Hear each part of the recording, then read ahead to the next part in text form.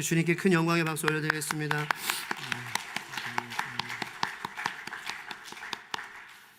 한 주 동안 안녕하셨어요? 네, 오늘 뵈서 좋습니다. 반갑습니다. 지도를 하나 잠깐 보여드리겠습니다. 지난주와 오늘 말씀 그리고 다음 주의 말씀 배경이 되는 곳의 지도입니다. 가이사랴라는 지방이 두 개가 있습니다. 하나는 지중해 연안에 보면은 저 초록색이 바다잖아요. 파란색이 바다잖아요. 그래서 바다 그 연안에 있는 가이사랴라는 지방이 있고요. 또 한시 방향으로 북쪽에 보면은 가이사랴 빌립보라고 이렇게 동그라미가 두 개가 있는데 위쪽에 있는 도시가 바로 가이사랴 빌립보입니다. 이 두 곳은 이름도 비슷할 뿐만 아니라 이 두 곳에는 공통점이 있는데요. 이스라엘을 다스리던 헤롯 왕이 그 당시 이스라엘을 점령하고 있는 로마 황제였던 가이사를 향하여서 헌정한 도시였습니다. 가이사에 대한 충성을 보여주기 위해 만든 도시들이었다라는 것입니다.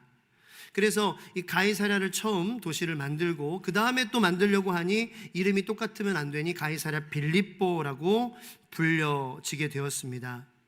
이 도시를 저는 가본 적은 없어요. 성지순례를 가면은 꼭 이 가이사랴 빌립보가 코스 중에 하나라고 하더라고요. 그런데 사진으로 저와 여러분들 잠깐 여행을 가보기를 원하는데요. 이 사진에 보시는 것과 같이 이스라엘은 사막 지역이고 황무지가 많은데 이 가이사랴 빌립보는 이렇게 비옥한 땅이라는 거예요. 멋진 폭포가 흐르는 비옥한 곳이었습니다. 이런 도시를 만들어서 가이사에게 헌정하며 가이사에게 충성을 맹세하는 그 의미를 담은 곳이 바로 가이사랴 빌립보라는 곳입니다. 예수님께서 이 가이사랴 빌립보로 향하는 도중에 제자들에게 사람들은 나를 누구라 하느냐, 그리고 너희들은 나를 누구라 하느냐라고 물으신 것은 우연이 아닙니다. 지금 세상은 로마를 향하여서 가이사를 향하여서 충성을 맹세하고 있는 이 세상의 지금 패턴 가운데에 이 세상 속에서 너희는 나를 누구라 하느냐 라고 물으시는 것입니다.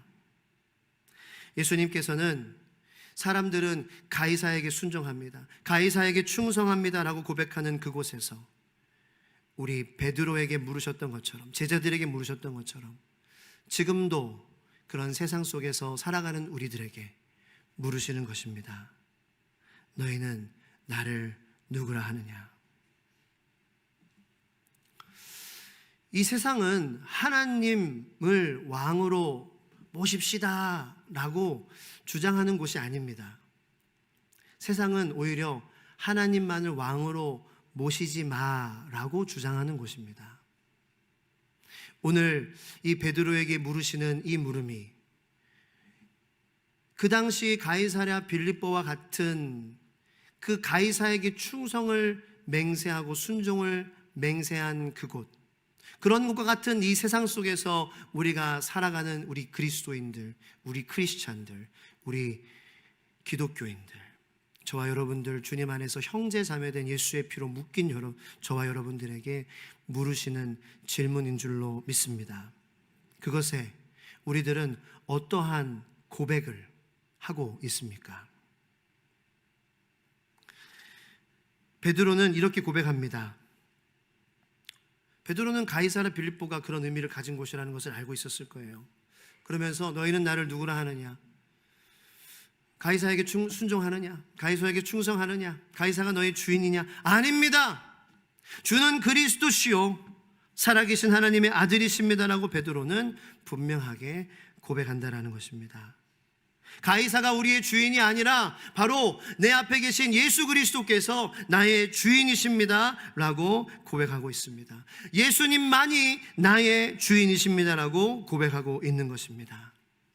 예수님은 이 고백을 들으시고 너무 기쁘셨던 것 같아요. 그래서 얼마나 기쁘셨는지 이 17절부터 18절 말씀을 보면 우리가 알 수 있는데, 예수님께서 대답하여 이르시되 바요나 시몬아 네가 복이 있도다. 너무 기쁘신 거예요. 칭찬하시는 거예요.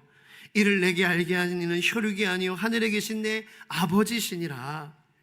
그리고 주님께서 얼마나 기쁘셨는지 이 베드로에게 엄청난 축복의 말씀을 선포하시는데, 또 내가 내게 이르노니 너는 베드로라. 내가 이 반석 위에, 그러니까 네가 지금 고백한 그 고백 위에 나의 교회를 세울 것이니 그곳에서 음부의 권세가 이기지 못하리라 라고 축복의 말씀을 선포하시는 거예요. 엄청난 축복의 말씀이에요. 그만큼 예수님께서는 엄청나게 기쁘셨다라는 거예요. 베드로야, 바요나, 시몬아, 넌 참 복 있는 사람이야. 잘했어. 엄지척, 투덤석. 이야, 너 대박이다. 너 따봉이야. 이렇게 칭찬하시는 거예요. 그리고 그것에 모자라서, 야, 내가 너에게 복을 줄게. 음부의 권세가 너를 해치 못하는 복이 그 고백 위에 교회에게 주어질 것이다라는 거예요. 여러분들에게도 이러한 칭찬과 축복이 예수님에게로부터 여러분들에게로 임하게 되기를 예수님의 이름으로 축원드립니다. 예수님이 너무 기쁘셨어요. 그래서 너는 복 있는 사람이다. 예수님이 이토록 기뻐하신 이유가 무엇이었을까요? 고민해 봤습니다. 권력에 눈먼 주님이셔서요? 뭔가 이 사람들이나 제자들로부터 예수님은 가장 높은 자리에 있으신 분입니다 라고 말을 듣지 않으면은 뭔가 찜찜한 그러한 마음을 느끼시는, 그렇지, 내가 그런 가장 높은 위치에 있어야지, 그런 얘기를 듣고 그 얘기를 듣는 것에 힘을 얻으시는 그러한 분이시기에 예수님이 기뻐하셨을까요? 너 나를 인정하는구나, 너 좀 아는구나, 내가 그것 때문에 기분이 좋다, 네가 나를 인정해 주니 기분이 좋구나. 그래서 예수님께서 기뻐하신 것이 아니다라는 것입니다. 그렇습니다. 우리는 말씀, 이 중요한 질문, 예수님께서 왜 기뻐하셨을까라는 질문 앞에서 말씀을 통하여서 답을 얻습니다. 그래서 우리가 말씀 묵상이 중요하다라는 거예요. 우리 주의 소망교회, 그래서 매일 말씀 묵상하는 교회. 왜냐하면 이 중요한 질문 가운데의 중요한 답은 바로 이 말씀 안에 그대로 담겨있기 때문입니다. 제가 설명드릴게요. 베드로가 고백을 했어요. 그 고백을 기뻐하셨어요. 예수님께서 왜 기뻐하셨을까요? 그 베드로의 신앙 고백으로 인하여서 베드로는 이제 복 있는 사람이 되었기 때문에 예수님은 너무 기쁜 거예요. 예수님이 우리를 보고 기뻐하는 것은 우리가 복 있는 사람이 되는 것이 예수님의 기쁨이라는 것입니다. 할렐루야. 그게 예수님의 기쁨이에요. 여러분들이 복 있는 사람 되는 게 예수님의 기쁨이라고요. 여러분들이 뭘 하는 게 기쁨이 아니에요. 뭘 드리는 게 여러분들이 그냥 복 있는 사람이 되는 게 예수님의 기쁨이에요. 복 있는 사람이다 너는. 그래서 기뻐하신 거예요. 네가 복 있는 사람이 된 거 축하해. Congratulations. 정말 축하해. 너 복 있는 사람이 됐어. 그리고 예수님께서는 너는 이제 음부의 권세로부터 해를 받지 않는 사람이 된 게 너무 기쁜 거예요. 음부의 권세로. 여러분들 자녀들이 힘들어하고 쪄들어 있고 우울하고 슬퍼하고 여러분들 마음이 기쁘십니까? 아니에요. 예수님의 기쁨은 우리가 예수 그리스도만을 온전히 주로, 예수 그리스도만을 온전히 왕으로, 가이사 아닙니다. 가이사 트럭으로, 100톤 트럭으로 100대 갖다 줘도 나 예수님하고 바꿀 수 없어요. 오직 예수님만이 나를 다스리셔야 합니다. 예수님만이 주님이십니다 라는 이 고백으로 인하여서 음부의 권세로부터 해함을 받지 않는 복 있는 사람이 되는 것이 하나님의 기쁨이라는 거예요. 하나님의 영광을 돌려드리는 삶이에요. 여러분들 그냥 이 복을 받으시면 돼요. 네. 이 복을 받을 때에는 음부의 권세도 해하지 못하게 되는 능력이 함께 주어지게 되는 줄로 믿으시길 축원합니다. 어떻게 해요? 베드로처럼 우리 한 사람 한 사람이 예수님께 분명한 신앙 고백을 하면서 날마다 살아가는 거예요. 예수님만이 주인이십니다. 예수님만이 다스리셔야 합니다. 그래야 내가 안전합니다. 그럼 내가 복 있는 사람이, 복 있는 사람이야. 그래, 맞아. 잘했어, 바요나, 시몬아. 상기라, 길상하니가 복이 있도다. 웃으시라고 한 얘기예요. 째려보시라고 한 얘기가 아니라 우리 이름을 2번이나 부르시면서 상기라, 별명도 길상아, 네가 복이 있네. 그리고 음부의 권세가 너를 해치지 못할 거야. 그 고백 위에 내가 교회를 세울 거야. 네가 그 교회야.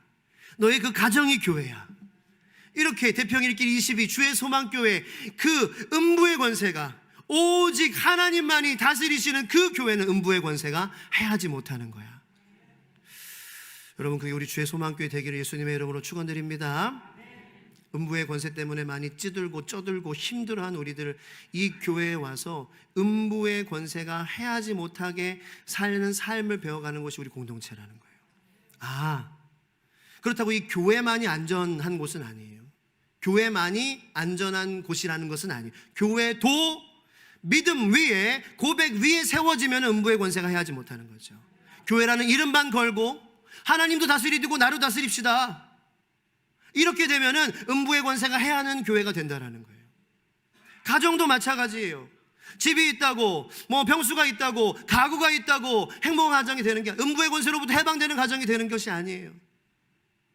우리 가정을 다스리실 수 있는 분은 오직 하나님이십니다. 우리 자녀를, 우리 부모님을 안전하게 지켜주실 수 있는, 그리고 다스리실 수 있는 분은 오직 주님뿐이십니다라는 이 고백 위에 교회 같은 가정 같은 교회가 세워지게 될 줄로 믿고, 그 가정에서는, 그 교회에서는 음부의 권세가 해함을 받지 않는, 오히려 그 가정 안에서는 음부의 권세를 해함을 받던 사람들이 자유하게 되고, 회복하게 되고, 치유받게 되고, 기쁨이 회복되게 되고, 믿음이 다시 살아나게 되는 역사가 그 가정 가운데 있게 될 줄로 믿습니다.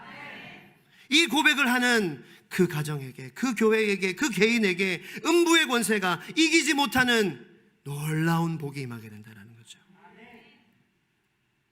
그래서 초대교회 기독교인들은요, 당시 로마가 지배하던 곳에서 갈등을 겪을 수밖에 없었어요. 왜냐하면 초대교회가 살고 있는 그러한 환경은 가이사를 주로 고백하라는 거잖아요. 그러니까 예수님만을 주로 고백하는 사람들이, 예수님만이 다스리기를 선포하는 사람들이 기독교인들인데, 갈등이 있을래야 있을 수밖에 없었다라는 거예요. 그 갈등은 그 세상의 권력과 힘을 가진 자들로 인하여서 박해로 기독교인들에게 부어졌어요. 핍박으로 기독교인들에게 부어졌어요. 그렇지만 그 초대교회 기독교인들은 절대로 타협하지 않았습니다. 왜냐하면 그들은 하나님의 아들이신 예수 그리스도의 죽으심과 부활하심을 목격했기 때문입니다. 인간의 죽음도 해함도 예수 그리스도만이 주인이 되시는 삶을 파괴할 수 없구나, 이것을 봤기 때문이에요. 절대 타협하지 않았어요.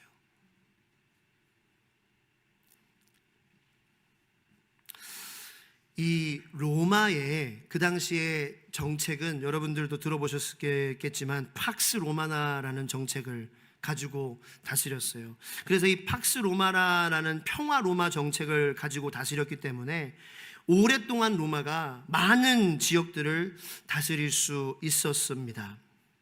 이 팍스 로마나라는 것은 뭐냐면요, 자, 우리들 너희들의 고유한 신앙을 인정해 줄게, 너희들의 문화들을 다 인정해 줄게, 딱 한 가지만 조건만 니네들이 지켜줘.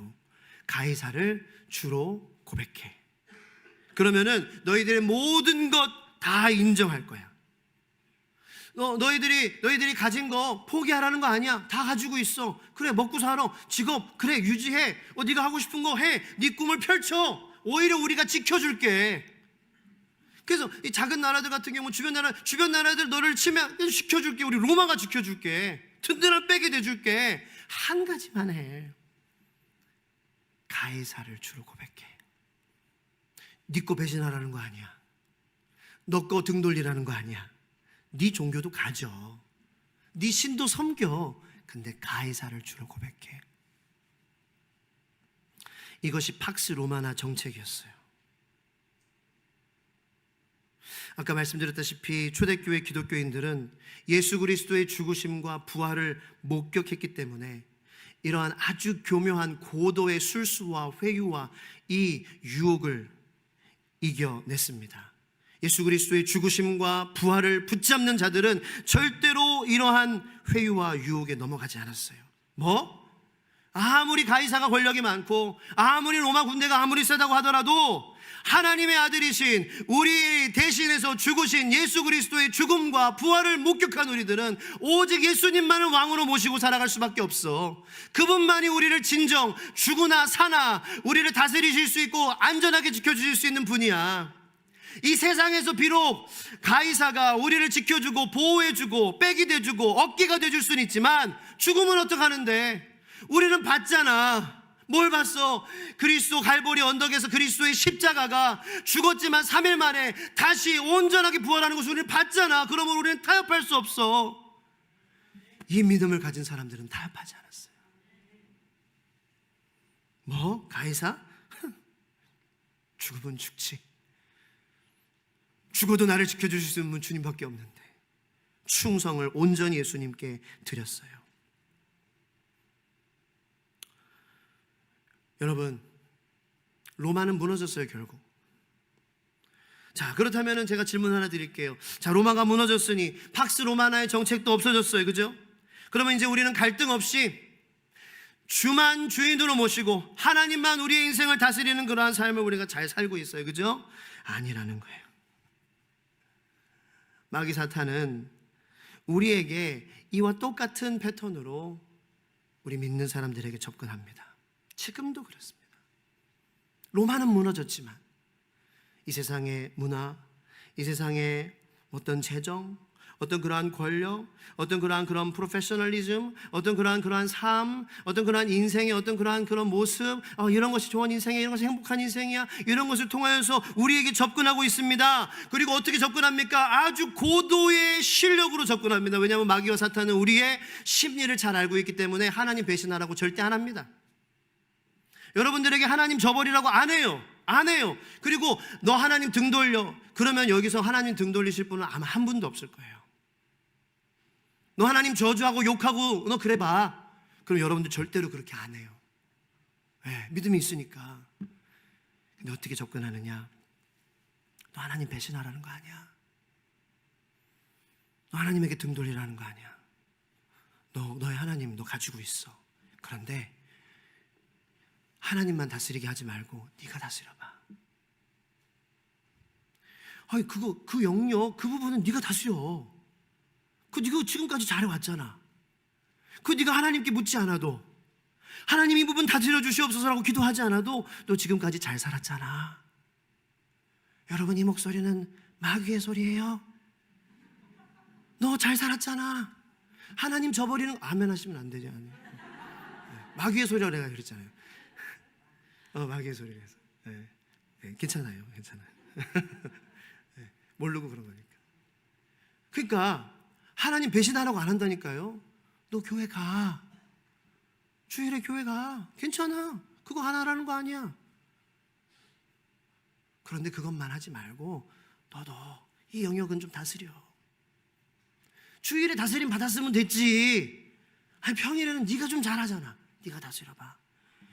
이게 팍스 로마나의 회유의 정책과 뭐가 달라요?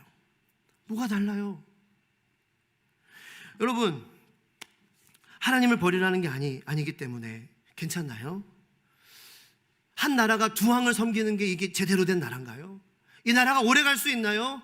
우리는 정말 많이 배우지 않아도, 신학을 공부하지 않아도 한 나라에 두 왕이 있으면은 어떻게 되는지, 그리고 진짜 왕이 있는데 어떤 왕이 아닌 사람이 왕이 되려고 할 때에 그것을 뭐라고 하는지 우리는 알아요. 두 글자로 반역입니다. 조선시대에 반역을 한 사람들은 어떻게 됐습니까? 죽임을 당했어요. 그리고 삼족을 멸하겠다 그랬어요. 왕이 눈 시퍼렇게 살아가고 있는데 나도 다스려보자 라는 것은 반역의 죄, 죽을 수밖에 없는 죄라는 거예요. 여러분, 마귀 사탄이 이렇게 우리에게 다가옵니다. 하나님 배신하라고 하지 않아요. 교회 안 나가지 말라고 하는 게 아니에요. 성경 읽지 말라고 하는 것이 아니에요. 성경도 읽고 그것도 믿고 너 이것도 믿어. 이 책도 믿을만해. 이 주장도 믿을만해. 온전한 순종이라는 제가 지난주에 발표했잖아요. 이것은 어떻게 보면은 저한테 하나님께서 요구하시는 말씀이었다고 저는 생각해요. 너 상기라, 네가 목사라고 생각하고 너가 재단하니? 이 주의 소망교회 네가 개척했다고 생각하니? 저는 그런 마음이 있었어요, 조금이라도. 근데 그러면 안 된다라는 거예요. 이거 내가 세운 거야. 내가 역사하고 내가 불러서 내가 나의 뜻으로 나의 힘으로 세운 거지 네가 했다라고 생각하지 마. 근데 그거 내가 너를 무시하고 너를 사랑하지 않아서가 아니라 바요나 시모나 내게 복이 있도다. 음부의 권세가 너를 해하지 않는 교회를 내가 그 고백 위에 세우겠다. 배우겠다. 내가 이거 하고 싶어서 그러는 거니까 너 온전한 순종을 배우길 원해. 저에게 주시는 그러한 메시지였어요.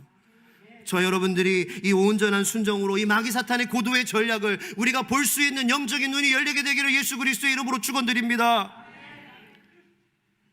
이 마귀의 전략은요, 에덴 동산에서의 패턴과도 다르지가 않아요. 하나님이 다 먹지 말라고 했지, 이 사탄은 하나님을 부정하지 않아요. 하나님이 말씀하신 걸 꽈요. 하나님 인정해. 나도 인정해. 하나님 계시지.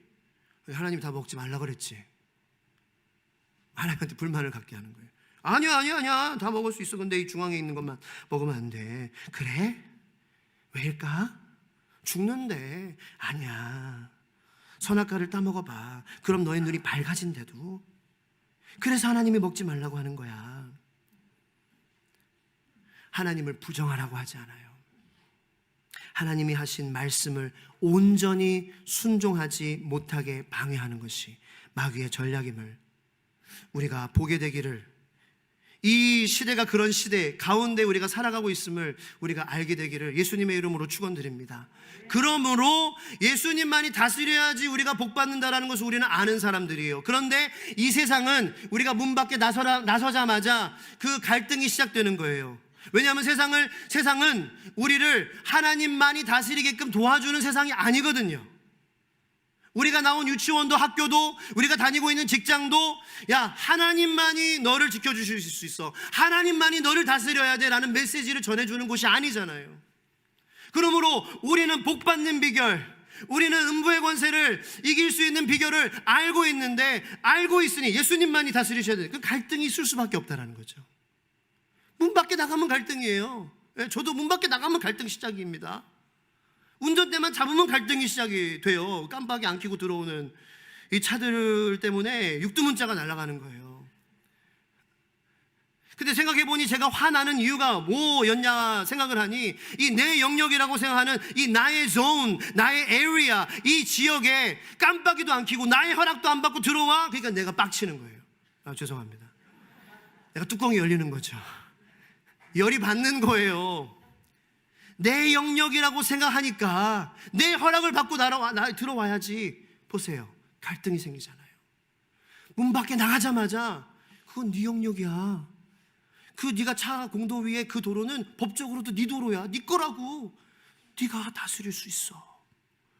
뭐 하나님이 대신 운전해 주냐? 네가 운전하지. 근데 그러한 생각부터 우리가 순종하지 않으면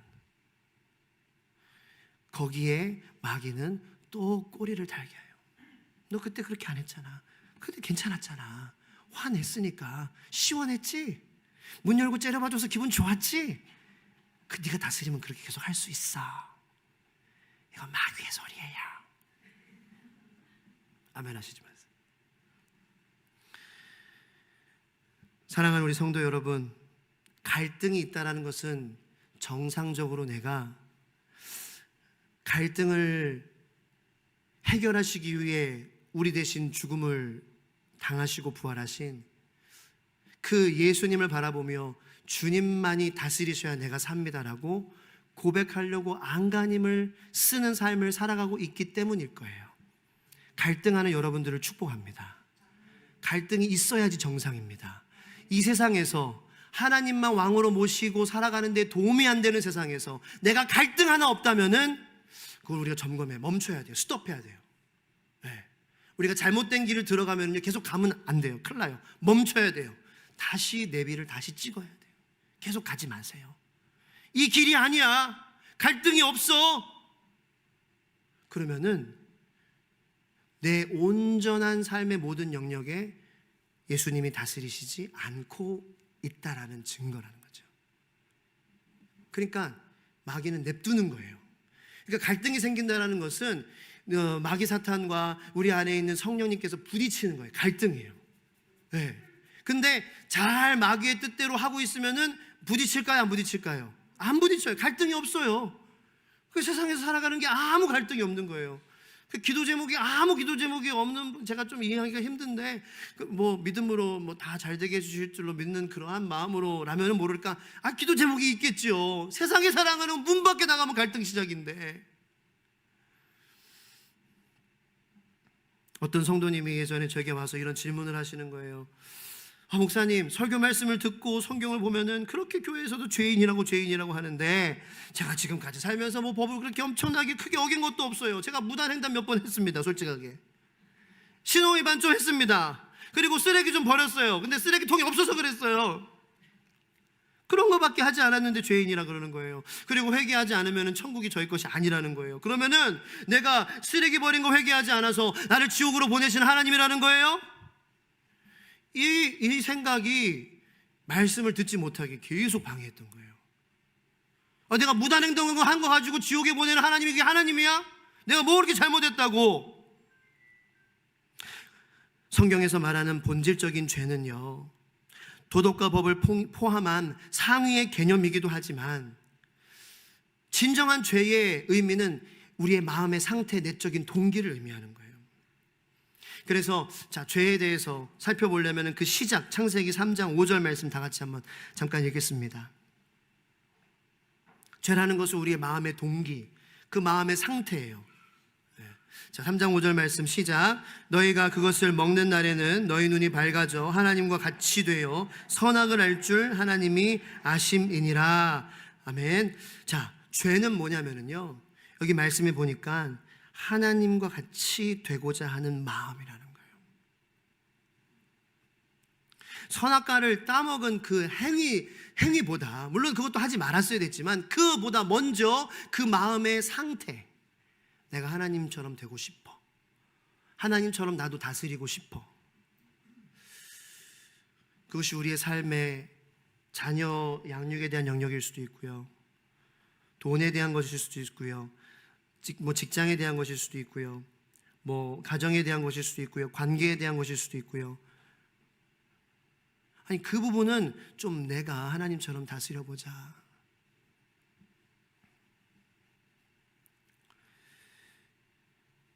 우리가 태어나서 자라고 학교를 가고 졸업을 하고 돈을 벌고 결혼을 하고 일을 하고 세상에서 뭔가를 한다는 것 자체가 문제가 되는 것은 하나도 없어요. 그런데 그 마음의 상태, 그 마음의 동기, 그것이 내가 하나님과 같이 되고 싶은 것이라면 오늘 말씀을 통하여서 그 방향을 멈추고 베드로와 같이 바요나 시모나 복이 있도다. 그리고 그 고백 위에 내가 교회를 세우리니 음부의 권세가 이기지 못하리라. 오직 모든 영역에서 주님만이 다스려 주시옵소서라는 그 고백을 우리도 한 사람 한 사람 주님께 드림으로 여러분들의 삶이 더욱더 행복해지는 삶이 되기를 예수님의 이름으로 축원합니다. 행복해지는 비결이 이거밖에 없어요. 전적으로 주님을 믿는 거예요. 자녀 부분에서도 믿고 모든 관계 부분에서도 예수님이 다스려 주셔야 되고, 모든 직장에서 내가 돈을 벌 때도 주님이 다스려 주셔야 되고, 주님께만 영광을 올려드려야 되고, 지금도 앞으로도 영원히 음부의 권세를 이길 수 없는 우리에게 복 주시는 예수님만이 여러분들과 나의 삶을 다스려 주시기를 고백하는 저와 여러분들이 되기를 예수님의 이름으로 축원합니다. 그것이 주님께서 오신 이유예요.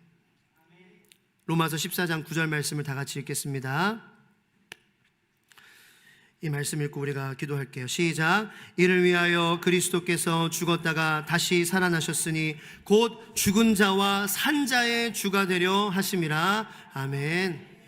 오직 예수님만이 우리가 죽더라도 살아도 우리를 지키시고 우리를 보호하시고 우리를 다스리실 수 있는, 우리를 행복하게 하실 수 있는 오직 유일한 주인이심을 고백합니다. 우리 그분께 모든 우리의 삶의 영역을 한 번에 드리는 것은 어렵고 힘들 거예요. 그럼 다 잘 했겠죠, 그죠?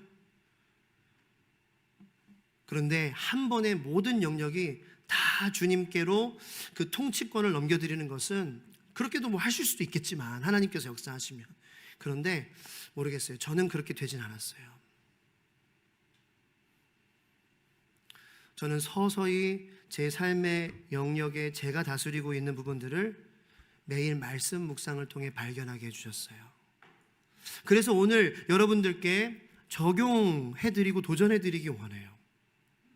우리 주의 소망교회 매일 말씀하는 묵상하는 교회 되기를 원합니다라고 선포했는데 그 공동구매 생명의 삶 아직까지 신청하신 분들은 20분밖에 안 계세요. 그러면 나머지 330분은 개인적으로 다 정기구독 신청하셨죠? 몇 분 계세요? 근데 대부분은 저 묵상하 뭐라 그래? 매일 묵상하는 그게 뭐야? 에이 몰라 이씨. 몰라 이 씨까지는 아니시겠지만 저의 삶 속에서는 매일 말씀을 묵상함으로 제 삶의 통치권이 저에게 가지고 있었던 부분들을 발견하게 해주셨어요. 그래서 오늘 온전한 순종이라는 타이틀 아래 첫 번째 우리가 온전한 순종을 이루기 위해서 첫 걸음을 제가 여러분들께 제시합니다. 매일 말씀을 먹으라는 주님의 말씀에 순종하시기 바랍니다. 그것부터 시작하세요. 채널 추가하셨죠? 거기로 신청하세요. 생명의 삶 누굽니다. 주소 그리고 종류. 어쩌면 이것은 담임 목사의 말에 순종하는 것이 아닌 바요나 시모나 복이 있도다. 그리고 음부의 권세가 너를 이기지 못하리라고 우리에게 말씀하여 주시는 예수 그리스도의 그 복과 그 능력을 받는 하나님의 말씀에 순종하게 되는 것이라고 저는 믿습니다. 왜냐하면 제가 제 마음에 어떠한 의도로 여러분들께 부탁을 드리고 있어요. 여러분들 복 받으라고, 음부의 권세로부터 이기시라고 하나님의 마음을 대신 전달해 드리고 있기 때문에 이것에 순종하는 시작이 하나님께 순종하는 거라고 저는 생각해요. 저는 제가 성도라면 제 담임 목사님이 하라고 하면 그렇게 할 거예요. 나이가 뭐가 중요해요? 나보다 젊은 사람이 설교한다고 안 들어? 그건 나쁜 마음이죠. 그런 마음 안 가지시겠지만 기도하게 하겠습니다. 여러분, 하나님만이 다스리시는 삶을 아담과 하와가 떠난 그 이후로 인류는 어떻습니까? 계속해서 하나님만이 다스리셔야 본질적인 그것이 해결책인데 그것만 빼놓고 다 하고 있는 거예요. 야, 너 더 잘 살면 행복해. 너 더 배우면 행복해. 더 벌면 그래. 더 싸우면, 더 건강하면, 그러면 너 덜 무시받을 수 있어. 네 안에 있는 열등감의 문제, 불안의 문제, 네 안에 있는 부정적인 그러한 마음의 문제, 더 인맥을 쌓으면 돼. 사람들이 널 더 존경하면 돼. 더 많은 거, 더 이 세상에 더 많은 거 하나님 버리라는 거 아니야. 하나님도 가져. 그런데 이것도 너한테 필요하잖아. 이것도 너를 다스려야 되잖아. 같이 다스리게 해. 같이 다스리게 해. 고도의 전략이에요, 여러분. 여러분, 그러한 고도의 전략 가운데에 북이스라엘과 남유다가 망했지만 하나님을 배신한 게 아니었잖아요. 북이스라엘, 남유다 하나님 섬겼어요. 그런데 하나님도 다스리고 다른 것도 다스리게 했던 것이 문제였어요. 여러분, 이것이 마귀 사탄의 고도의 전략임을 우리가 말씀 묵상을 통하여서, 매일매일 말씀 묵상을 통하여서 그 고도의 전략을 알게 하여 주시옵소서. 그리고 갈등할 수밖에 없는 우리의 삶이지만 우리는 본질적인 해결책이 무엇인지 알기에 오직 예수님만이 나의 삶의 모든 영역을 다스리셔야 복이 있도다라고 복 있는 사람이 될 것이고 음부의 권세가 이기지 못하는 사람이 될 것이라는 것을 알기에 그 갈등 속에서 날마다 말씀을 묵상하며 말씀의 힘으로 예수 그리스도의 죽으심, 복음의 의미를 다시 회복하게 하여 주시옵소서. 그것이 저와 여러분들의 오늘부터 한 주간의 삶이 되고 이 남은 여생의 삶이 되기를 예수 그리스도의 이름으로 축복합니다. 주님이 많이 다스리셔야 우리가 살아납니다. 우리 가정은 주님만이 다스리셔야 살아납니다. 하나님 아버지, 우리 자녀도 주님만이 다스리셔야 살아납니다. 우리 관계도, 우리의 마음의 문제도 주님만이 다스려야 살아납니다. 기도하며 나가겠습니다. 주여, 주여. 하나님 아버지,